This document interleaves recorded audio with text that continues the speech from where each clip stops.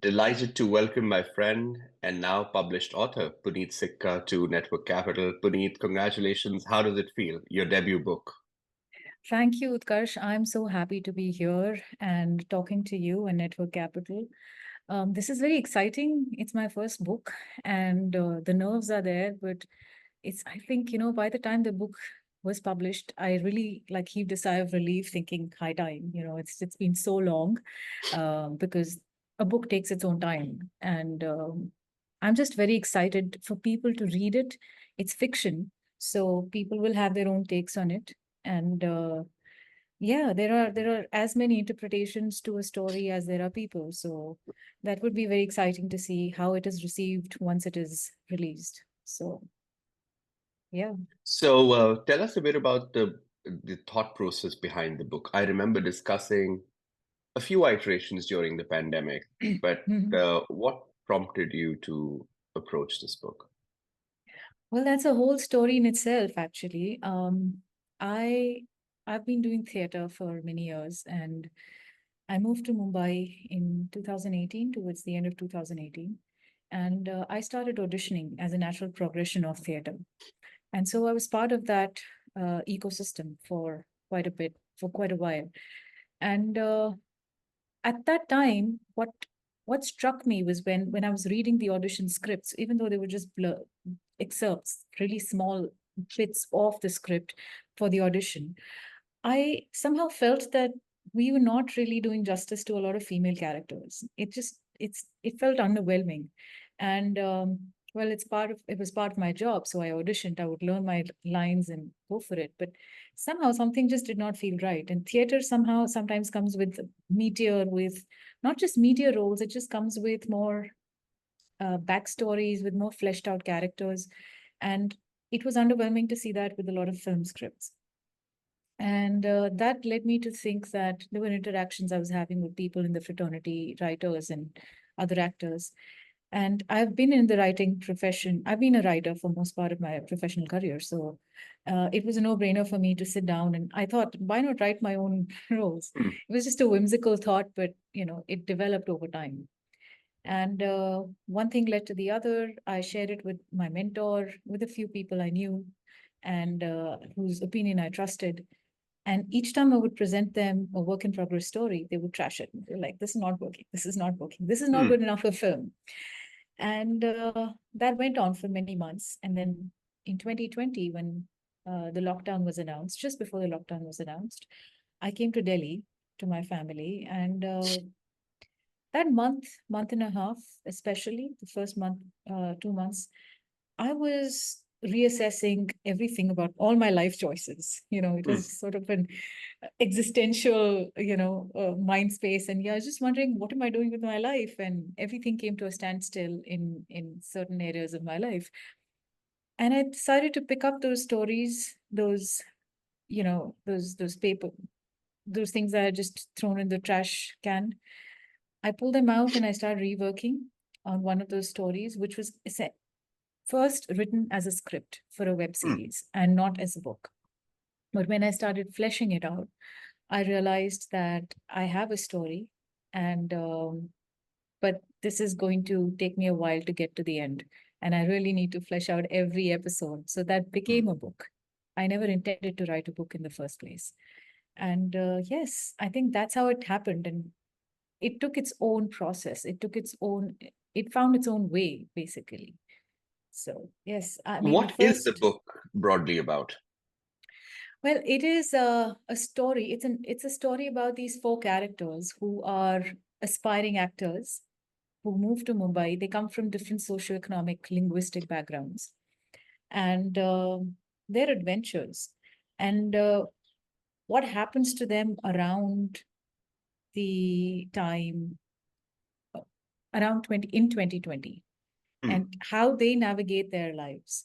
And they're strangers to each other, and they obviously come from very different backgrounds, but how their lives sort of intertwine at some point, and that is actually the story.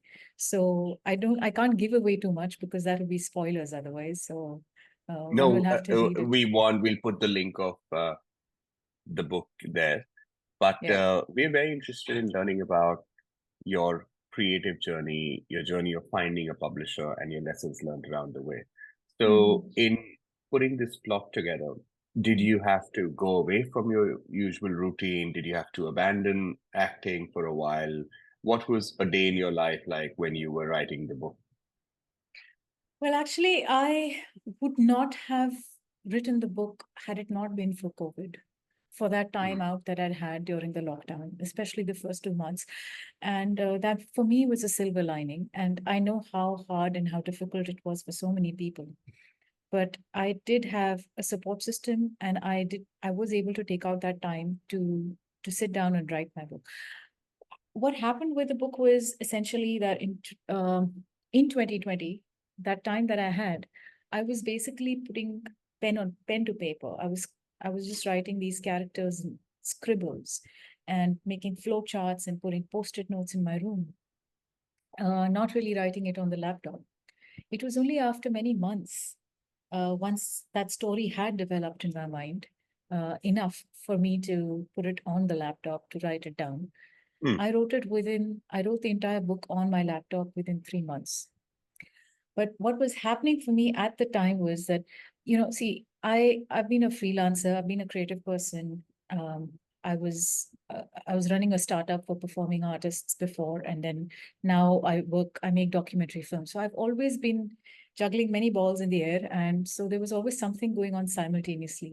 But I did have some extra time on my hands in that year, and which is why the book was possible for me to write. Otherwise, I don't think I would have even written a book. And also, what helped was that because I was scribbling and I was putting those thoughts as they came to me over a period of months, there was no timeline as such. There was nobody sitting on my head and asking me to. The time frames and the deadlines came only once I had put that on my laptop and I decided to start doing something about it. So the first draft happened in about 3 months, 4 months. And I was very naive that mm. about the fact that, oh, I've written the book, it's enough, it's good enough to be sent. And I know much better now to tell anybody that the first draft is the shittiest draft, and you should not show that to anybody until you know that's somebody who's mentoring you in that, or there is somebody you're collaborating with. And luckily for me, there was a lot of serendipity happened around the book. That a friend of mine who's an author and editor herself, she incidentally messaged me the day I was going to send this to somebody, the manuscript. And that interaction sort of motivated me to send her the synopsis of my book. And her feedback on the synopsis alone made me start questioning my entire book. And so I said that, hey, listen, why don't you have a look at my manuscript now that you said this? So then that led to a chain of events, and she mentored me through the rest of the second, third, fourth, fifth, multiple drafts of the book thereafter. And that was really a hair pulling exercise for me because I had no reference to context of writing a book. So, yeah. Did you find a publisher before or after you'd written the book? After, but what happened was when I wrote the first draft of the book, like I said, there were a lot of serendipitous events that happened around it. Mm, Uh, it was it was March of 2021, and I was in Goa for a festival that I was also performing at. I was doing a little bit of a dance performance at a festival, and I knew the people who were organizing it. They were friends of mine, and one of the organizers' wife was supposed to land from Delhi that day, and it was Holi. And he said to me, he said, "Don't take the scooty, take my car. And when you go back to the resort, just like, my wife is landing today, just get her along with you to the venue." I did not know his wife, and she was sitting next to me. She was in the passenger seat, and I was driving, and we got talking. And it turned out that she works with another publication, and a very big publication. And it was really inappropriate on my part, but I just burst out laughing. And she looked at me with this straight look and she said, "So you've written a book?" And I said, "Well, yes." And the funny thing is, just a week before I met her, in my journal, I'd made a wish list, just whimsical things that I want so and so publisher to publish my book. And that was the same publishing house that she was working with. So it just felt wow. very unreal. And during that festival, she said to me, she said, once you've finished your manuscript, you can just send it over to me and I will share it with the editor. However, that is when, before I was about to send it to that publishing house, my friend reached out, Vinita Zucchi, who mentored me through this book. She reached out to me for some of her work, and then we got talking. So I did not actually send that email to that publishing house thereafter. And basically, once I finished writing my book, and it was, to my mind, it was edited and to the last punctuation, thanks to Vinita. I then reached out to agents because that was, I think, the ideal process to understand how it works. And going to an agent, working on another round of edits with the agent, and then meeting a publisher and understanding where my book stands in the market. So there were certain publishers who did not want books written about or around 2020. And so I understood where the market, what is the market looking for, and who is interested in Why the didn't they story, want who isn't. 2020 books? What was their There rationale? was there was really, I think people had just come out of all of that, and their assessment was that a lot of people don't want to go back to it. Although this story is fictional and it says things in a very interesting way, and I mean, of course, to my mind, to me, it seems like a very interesting thing that I've put out there, and people will be the judge of it. But a lot of publishers had their reservations, or they had probably as part of their policy even. So I cannot be too sure of it. But One of the yeah, reasons I everyone had reckon is reasons. that what you said, that there have been quite a few books written, people want to move to a different level. And it's, I think it's also hard. Now your book is Mm, coming out in 2024 about something that happened in 2020. So it's not easy to sell, according mm, to some publishers. Another set of publishers would say, oh, this is a novel which is set in that time. Maybe mm, it will be, in hindsight, an important memory, a beautiful memory, even. And let's give it mm, a chance. But definitely, the odds were not in your favor. But I'm very glad mm. you persisted and made this happen and got such an incredible publisher to back you. Um, I'm still wanting to deep dive on the process of the creative process, because we normally have a network capital people who write for a living, or people who've done something interesting and want to write about it. You have a very interesting work life. You have to define the jobs that you take, your projects that you take. Then the writing process, you sort of used a very sort of design thinking kind of an approach, putting stuff on the wall, journaling, all of this. How did you have the discipline in such a difficult period to document Mm. something which is creative, perhaps happy? I always think, and I this is a conversation I have sometimes with friends. We're all a sum of our experiences. And personally, for me, I come from a background of advertising and news, and both industries are such that you have to be on your toes at all times, and keep generating something, some content for whoever it is that you're giving, whether it's a client or whether it is your own boss, in advertising especially. So there's this line that was said to me, and which I think became, and I was in my 20s, and that's when you actually really absorb a lot of values that you've taken from your workplace and sort of keep the positive ones, and use that for later life. So one of those quotes that my boss actually told me was by Mark Twain, I think, which said, "Kill all your darlings." And that is great advice for any writer, which is that don't fall in love with your work so much, with your lines. For advertisers, it's, for copywriters, it's basically, I wrote this line, I wrote this headline, I wrote this tagline, and it's great. And then the client comes and trashes it and says it's not working. And so you have to rework and rework and rework. So that is basically, that was eating a very large serving of humble pie. And I think that really stood me in good stead when I was writing the book.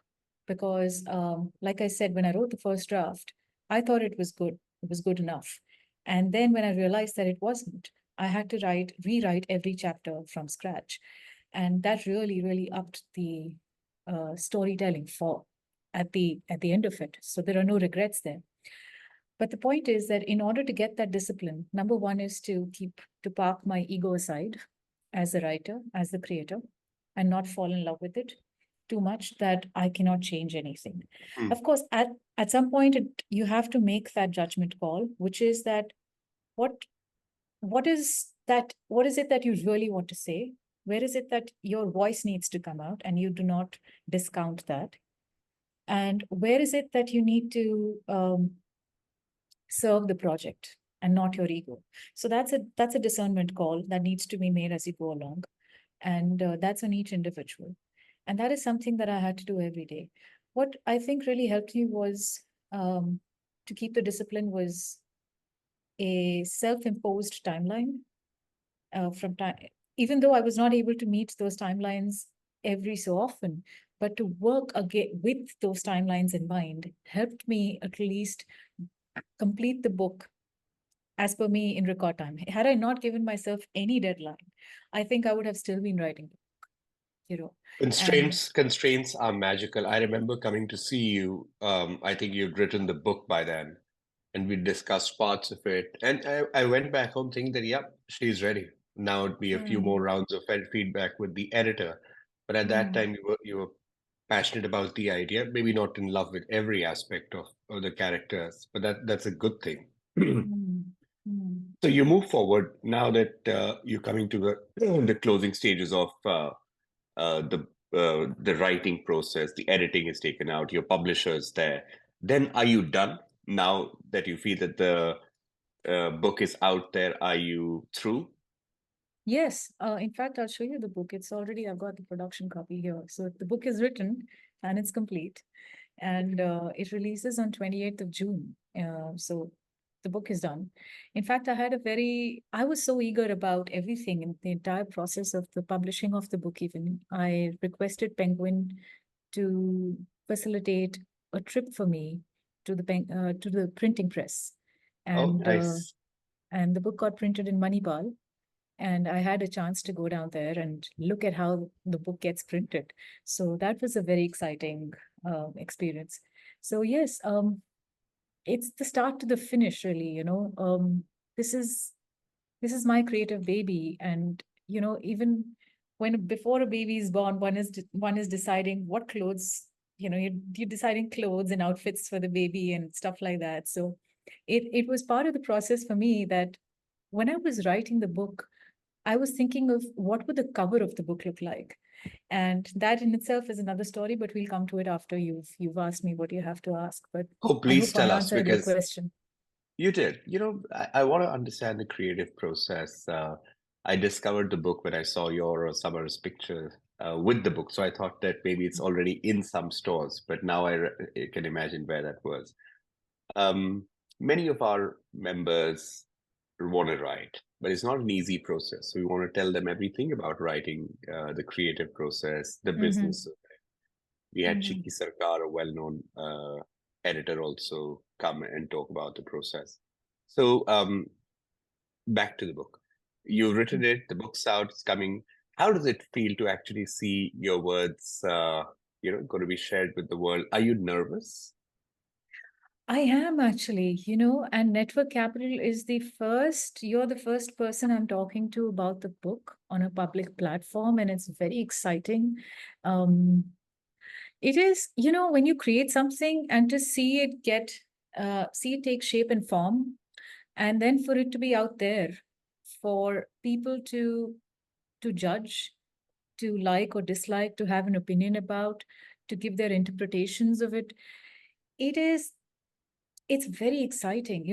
Even if somebody has a negative opinion about it, that's feedback. And it is something that I have spent a lot of time creating. So yes, I have an attachment to it in the sense of how it would be, but also that this is only the beginning. And believe it or not, till the very last minute, even when I was in the printing press, everything is done and is approved from my end. There are no more changes to be made, cannot be made unless they have to trash all those that pile, that stack that they have printed already.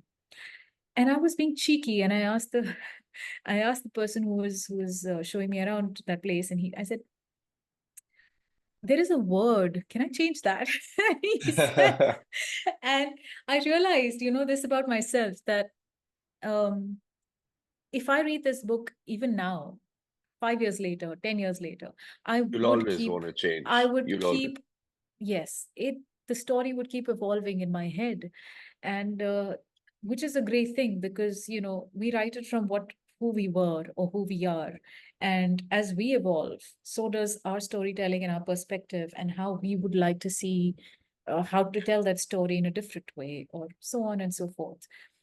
So the process, to my mind, what I can speak about right now is undefined because this, like I said, it's my first book.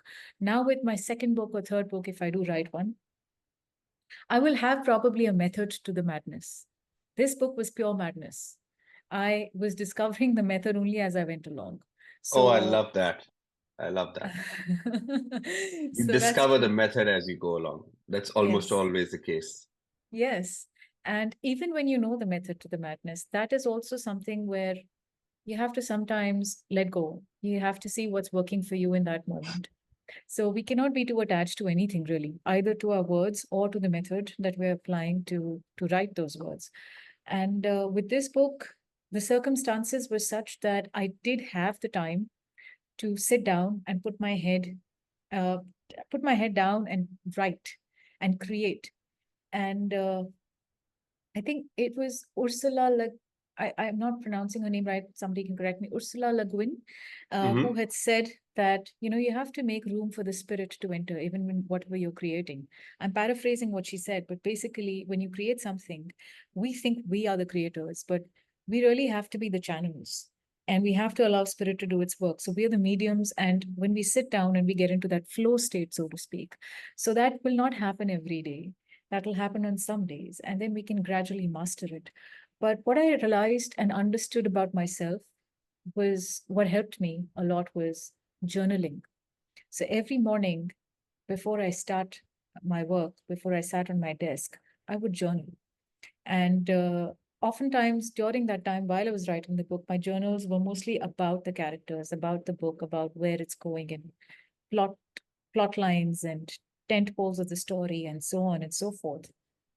But other things also came in the process, in the way. And anything that we create also sometimes is inspired from life. It could be something very small, it could be something very little, a conversation we've happened to overhear between two people in the house, which gives us a nugget, which plants an idea.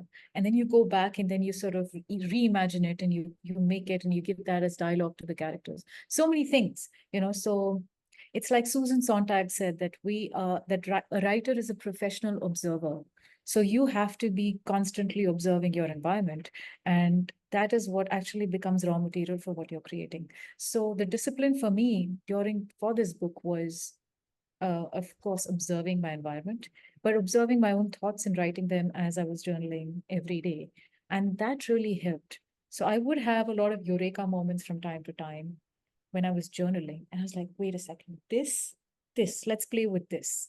And then I would sit with my laptop and then, start working. So it doesn't always happen. And on the bad days, some bad days can be really bad. And so you have to just soldier through it, soldier on, and you have to, my laptop would be open, and I would have probably written 10 words in the entire day, probably. And but again, we can't be judging ourselves, our productivity, on how many words we've written.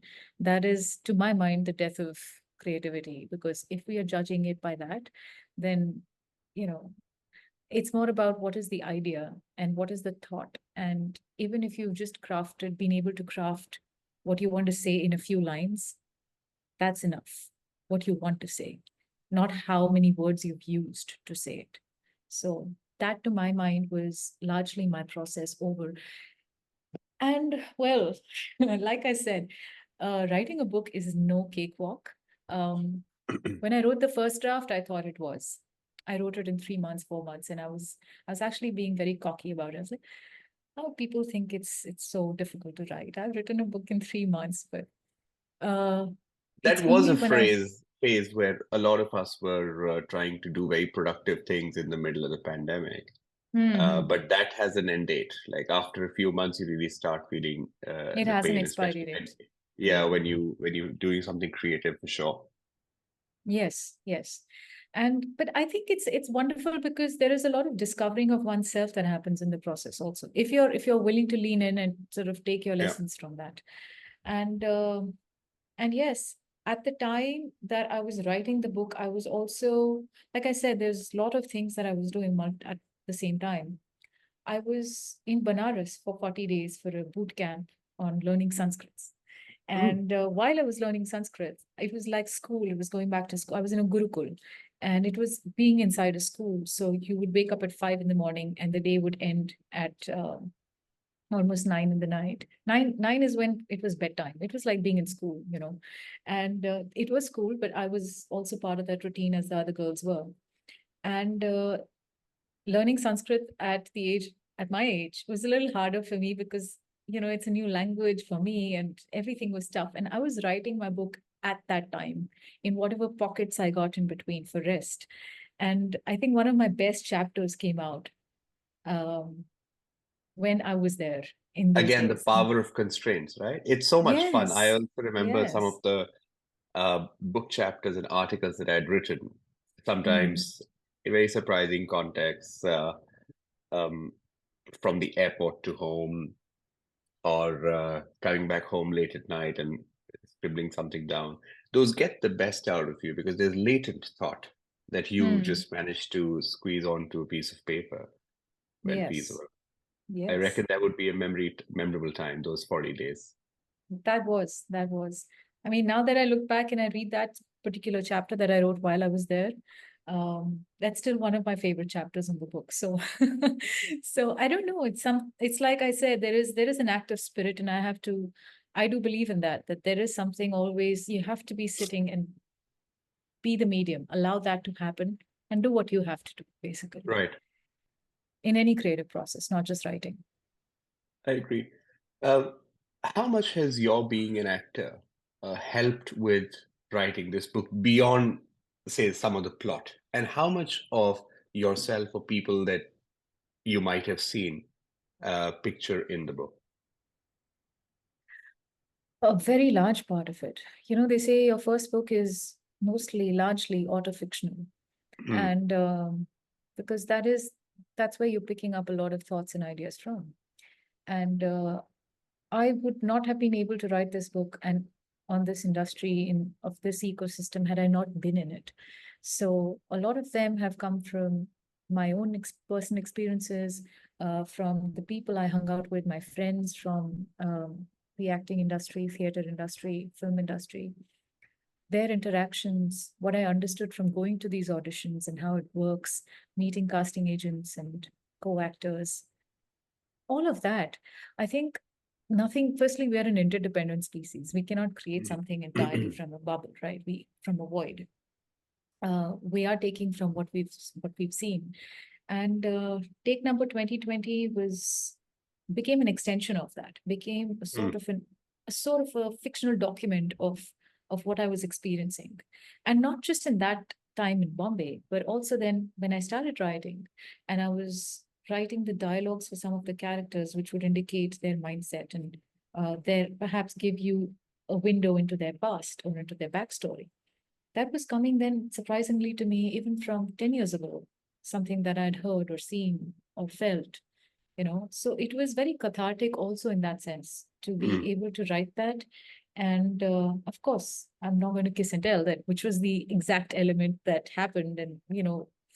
But, um, but for me to be able to put that out there and, package it through the voices of these characters Yeah. who could be who could be they might be people I may not interact with in real life. Some of them I might just I mean, we all have a certain way of looking at life, and we might think of ourselves in a certain way at certain phases of our lives, or we might feel that I may not get along with this person if I met this person in real life, and we're still writing that character, and then to write from the perspective of that character, because in our own minds we're all the heroes of our story, we're never the Yeah. villains of our story. And we are always justified in what we say and do, whether that seems right or wrong to the person outside or not. And so if I'm writing a character I don't completely agree with, um, I have to still write. I have to still empathize with that character. And I have to still be that character and write.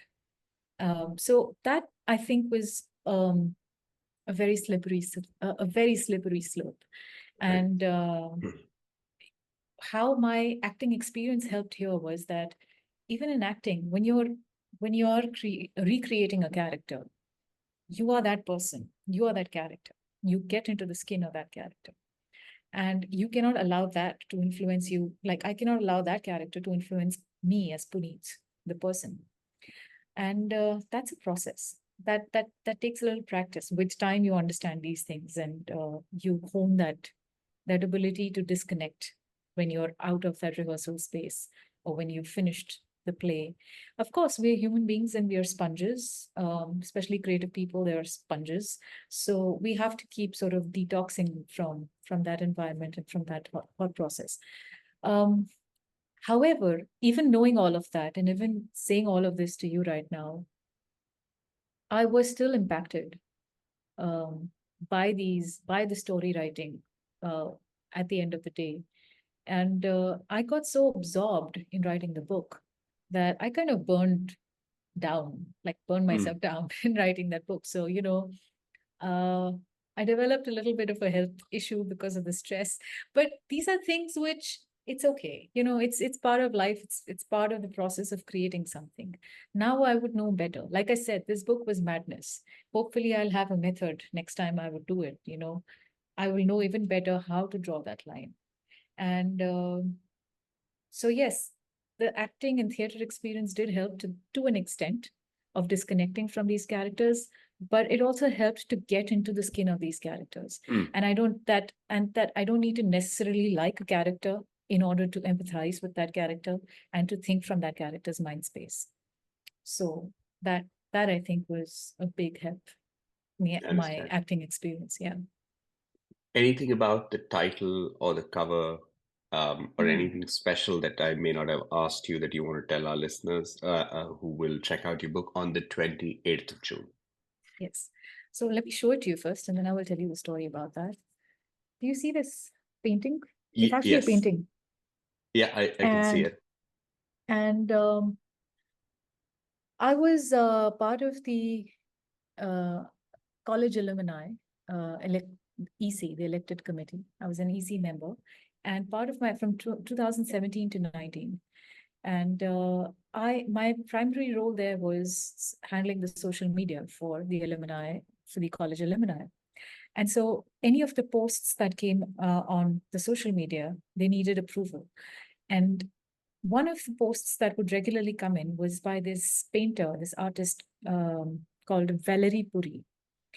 And the thing about art is you either like it or you don't like it. And Right. it's really in the blink of an eye that you know it deep down. And because I've been in this space, in the art space for a while, creative industry, and that is a intuition that is honed now. Just identifying what I like and what I don't like mostly. And when I saw her paintings, I would just go approve, big approve in capital letters approve. It was just so beautiful. And this one afternoon, I was sitting and, like I said, I was thinking of what outfit will my baby wear, and I had this wild thought of why don't I speak to Valerie? She's a senior artist, but of course, she was accessible to me because of the alumni committee. Mm. We the same college, even though we were 25 years apart. And so I called her, I cold called her, and I was almost sure she would decline. And I said, "Listen, Valerie, I'm going out on a limb, but this is what I'm doing right now. I have written a book. I've written the first draft of the book, and I was wondering if you could make me a painting for the cover." And she said, "Of course, why not? I've never done the cover of a book before in my life." And we actually ended up talking for about 2 hours, and we realized that even though we're decades apart, 2 decades apart, we had a lot of similarities in other areas of our lives as well. And that just became a talking point. And it was so easy to talk to her. It was so easy to connect with her. She was a really warm human being, apart from the great artist that she is. And I sent her the synopsis of my story, which I had. And on the basis of that synopsis, she started drawing sketches, and she kept sending me the updates of that. And it took 8 months for the painting. It's oil on canvas, and now I Wow. have. I'm the proud owner of that painting, and it's in my house now. And she said it'll take 8 months for that painting to dry, and she was worried that what if it doesn't get completed by the time I finish the book. I said, no, don't worry about that, because I somehow knew at the back of my head that I will not be able to finish the book in that much time. It's going to take longer. And so yes, that's how it happened. And so I said, like I said, when you set out to do something and it's really meant to be, you will start noticing the synchronicities around you. It's not to rely on those synchronicities. What I'm just saying is that I did what I had to do, but on the side, it was all these things that sort of affirmed what I was doing. And when Valerie gave her nod to making a painting, and she made what she did, it looks beautiful. I mean, it's just something that it pops out to me. And when you read the book, you will realize that this art is just befitting. This painting is just befitting to the story, and I could not have chosen anyone else for this cover. And so yes, I think it is just that synergy that came through. And when I met Penguin finally, and they were talking to me, and they said, your book is going to take so much time because we also have to work on the cover. And I said, the cover part you don't worry about, because I've got it figured out. So yes, that was another beautiful experience of it. And You knew what you wanted, you made it happen, and you found like a creative partner who yes, yes. has worked with you on this. So proud to see the book finally coming to market, and I'll see you in Delhi very soon, Yeah. and members will as well. Really proud of what you've done, and keep writing, keep shining. Any Thank last you. words of advice or parting thoughts, or any question that I should have asked you that I didn't? I think you've pretty much covered everything. It's you're a writer yourself, you're an author yourself, and you know what it takes to create something. And so you've actually been very spot on with all the questions. This is pretty much the process and the story behind the book. And I'm just excited that people, the members at Network Capital, read it. And if there is a way for me to find out their feedback, if there is a way that they can share it somehow, that is accessible to us in the group, then I We'll would love organize to do like a that. subscriber only writer salon in the months to come. Oh, Thank you, that would be Puneet. great. Thank you, Thank Utkarsh. you for So doing lovely what you talking do. to you.